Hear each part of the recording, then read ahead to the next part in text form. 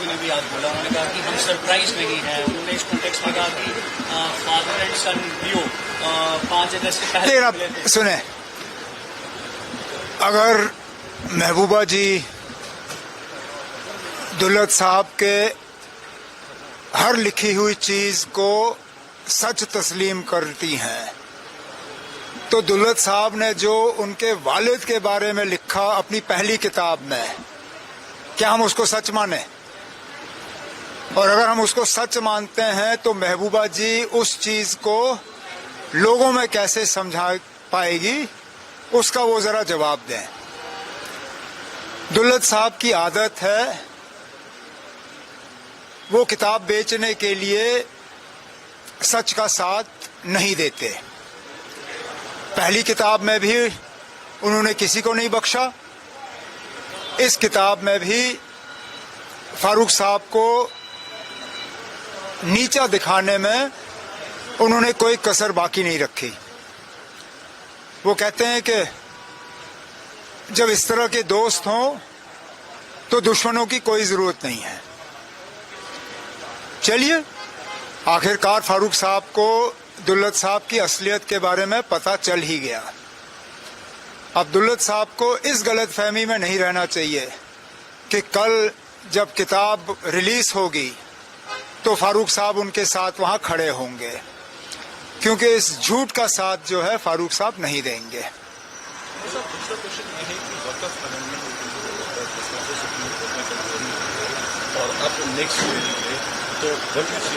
नहीं, अच्छी बात है। हमने इसलिए फौरी तौर सुप्रीम कोर्ट में जाके नेशनल कॉन्फ्रेंस की तरफ से भी एक पिटिशन वहां पे दर्ज की, जिसमें हमारे कुछ जवान ऑनरेबल एमएलए जो वकील हैं उन्होंने पिटिशन वहां पे फाइल किया। सुप्रीम कोर्ट ने कुछ सख्त सवाल पूछे और मैं अपनी जगह मानता हूं कि सबसे अहम सवाल उनका ये था कि अगर वक्फ के मामलों में आप गैर मुसलमानों को शामिल कर रहे हो तो क्या हिंदुओं के मामलों में आप मुसलमानों को शामिल करोगे? और हुकूमत को इस चीज का जवाब देना ही होगा। अब फिलहाल तो सवाल जवाब का सिलसिला चल रहा है, लेकिन हम उम्मीद करेंगे कि जब सुप्रीम कोर्ट का फैसला आएगा तो जिन चीजों को लेके मुस्लिम समाज में वक्फ बिल को लेके कुछ परेशानियां हैं, उन परेशानियों का हल होगा। नहीं चलनी चाहिए, हमें सब्र से काम लेना चाहिए। हिंसा से हम उन्हीं लोगों के हाथ में खेल रहे हैं जिन्होंने इस बिल को लाके इस कौम को, इस मुल्क को अलग करने की कोशिश की। हमें इसका मुकाबला सड़कों पे नहीं, बल्कि जो रास्ता इख्तियार किया गया है अदालत का, हमें फिलहाल अदालत पे भरोसा करना चाहिए। सड़कों पे आके इस बिल को फिलहाल हम तब्दील नहीं कर सकेंगे। सर, कश्मीर को लेकर 2 स्टेटमेंट्स आए हैं। सबसे पहली कल जो है पाकिस्तान आर्मी चीफ ने कहा कि कश्मीर इशू हमारे लिए जुड़वा टीम है and we can not leave it. तो कौन सी नई बात है ना? आप ऐसे सवाल पूछ रहे हो जैसे ये पाकिस्तान के चीफ ने पहली बार कहा हो। ये तो रट लगाते हैं इन चीजों का, जब बात करते हैं तो यही बात करते हैं, ये कोई नई बात नहीं है ना। लेकिन sir, minister of external affairs ने इसका रिप्लाई दिया है। उन्होंने कहा कि on the relation between India and Pakistan को एडवोकेट किया। अच्छी बात है, तो मैं फिर वही कहता हूं, कौन सी नई बात है?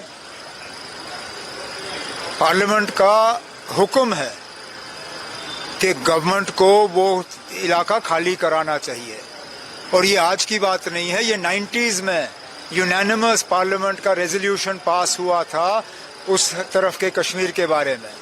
लेकिन मैं माफी चाहता हूं ना, जहां आप लोग बहुत बेसब्री से और बहुत मतलब उछल कूद करते हो पाकिस्तान के पास जो कश्मीर का हिस्सा है उसके बारे में, लेकिन चीन के पास जो हमारा हिस्सा है उस पर आप लोग खामोश क्यों रहते हो? आखिरकार जम्मू कश्मीर का जो नक्शा हमारे किताबों में है उसका एक हिस्सा पाकिस्तान के पास है, लेकिन क्या एक हिस्सा उसका चीन के पास नहीं है? तो मेहरबानी करके जब आप पाकिस्तान के हिस्से के कश्मीर पे उछल कूद करते हो तो अब फिलहाल जो लद्दाख का हिस्सा चीन के पास है उस पर भी थोड़ा उछल कूद करिए।